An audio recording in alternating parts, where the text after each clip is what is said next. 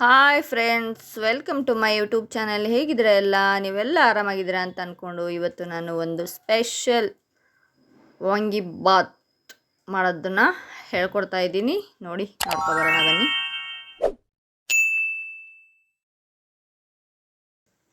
ನೋಡಿ ವಾಂಗಿ ಬಾತ್ ಯಾವ ಥರ ರೆಡಿಯಾಗಿದೆ ಅಂತ.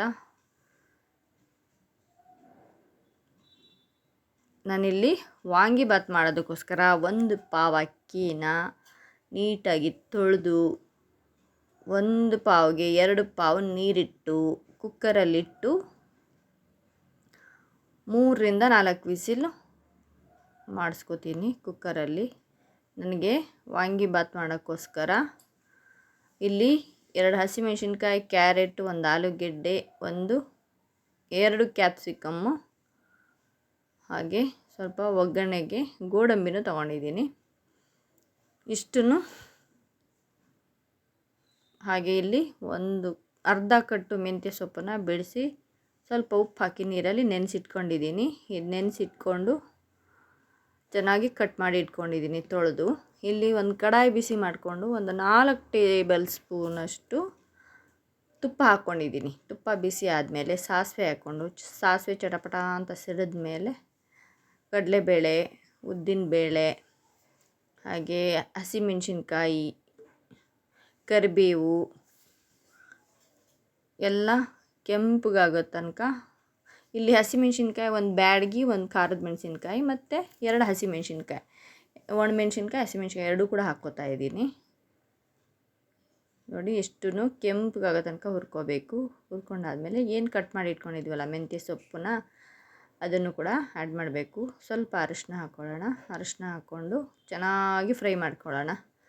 ನೋಡಿ ಇಲ್ಲಿ ನಾವೇನು ತೊಗೊಂಡಿದ್ವಲ್ಲ ವೆಜಿಟೇಬಲ್ಸು, ಕ್ಯಾಪ್ಸಿಕಮ್ಮು, ಕ್ಯಾರೆಟು, ಆಲೂಗೆಡ್ಡೆ ಇಷ್ಟನ್ನು ಸಣ್ಣದಾಗಿ ಹೆಚ್ಚಿಟ್ಕೊಂಡಿದ್ದೀನಿ. ಫಸ್ಟಿಗೆ ನಾನಿವಾಗ ಕ್ಯಾಪ್ಸಿಕಮ್ ಹಾಕ್ಕೊಳ್ಳೋಣ. ನೋಡಿ ಸೊಪ್ಪು ಈ ಥರ ಚೆನ್ನಾಗಿ ಫ್ರೈ ಆದಮೇಲೆ ಕ್ಯಾಪ್ಸಿಕಮ್ ಹಾಕ್ಕೊಂಡು ಕ್ಯಾಪ್ಸಿಕಮ್ ಕೂಡ ಸಾಫ್ಟ್ ಆಗೋ ತನಕ ಫ್ರೈ ಮಾಡಬೇಕು. ಎಲ್ಲ ಚೆನ್ನಾಗಿ ಇದರಲ್ಲೇ ಫ್ರೈ ಮಾಡೋದ್ರಿಂದ ಒಂದು ಒಳ್ಳೆ ಫ್ಲೇವರ್ ಬರುತ್ತೆ, ಒಳ್ಳೆ ಟೇಸ್ಟ್ ಕೊಡುತ್ತೆ. ಈ ಥರನೇ ಮಾಡಿಕೊಂಡ್ರೆ ತುಂಬ ಚೆನ್ನಾಗಾಗತ್ತೆ. ನೋಡಿ ಎಷ್ಟು ಸಾಫ್ಟಾಗಿ ಆಗೋ ತನಕ ಚೆನ್ನಾಗಿ ಹುರ್ಕೊಂಡಿದ್ದೀನಿ. ನಾನು ಅನ್ನ ಮಾಡುವಾಗಲೇ 1 ಹಿಡಿ ಬಟಾಣಿ, 1 ಹಿಡಿ ಅವರೆಕಾಳು ಅದನ್ನು ಕೂಡ ಬೇಯಿಸಿಟ್ಕೊಂಡಿದ್ದೆ.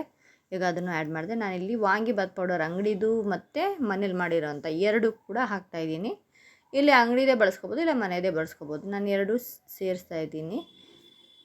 1 ಸ್ಪೂನು ಅಂಗಡಿದು ವಾಂಗಿಬಾತ್ ಪೌಡರು ಮತ್ತು ಮನೇಲಿ ಮಾಡಿರೋಂಥ ವಾಂಗಿಬಾತ್ ಪೌಡರ್ 2 ಒಂದೊಂದು ಸ್ಪೂನ್ ಹಾಕ್ಕೊಂಡಿದ್ದೀನಿ. ಮೊದಲೇ ಮೆಣಸಿನ್ಕಾಯಿ ಹಾಕ್ಕೊಂಡಿರೋದ್ರಿಂದ ಖಾರ ನೋಡ್ಕೊಂಡು ಹಾಕ್ಕೊಳ್ಳಿ. ಖಾರ ತಿನ್ನೋರಾದರೆ ಹಾಕ್ಕೋಬೋದು.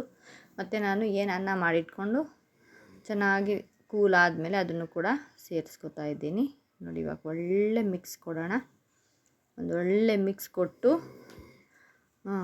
ಚೆನ್ನಾಗಿ ಫ್ರೈ ಮಾಡ್ಕೊಳ್ಳೋಣ.